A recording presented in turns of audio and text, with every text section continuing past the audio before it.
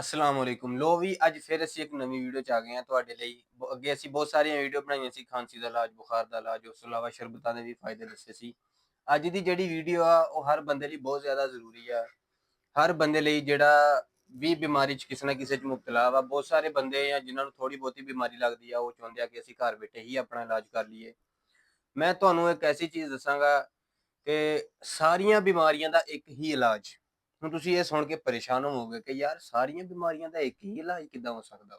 ਬਿਲਕੁਲ ਹਾਂਜੀ ਇੱਕ ਹੀ ਇਲਾਜ ਆ ਸਾਰੀਆਂ ਬਿਮਾਰੀਆਂ ਦਾ ਪਰੇਸ਼ਾਨ ਹੋਣ ਦੀ ਜ਼ਰੂਰਤ ਨਹੀਂ ਟੈਨਸ਼ਨ ਲੈਣ ਦੀ ਜ਼ਰੂਰਤ ਨਹੀਂ ਜਗ੍ਹਾ ਜਗ੍ਹਾ ਤੇ ਜਾ ਕੇ ਤੁਸੀਂ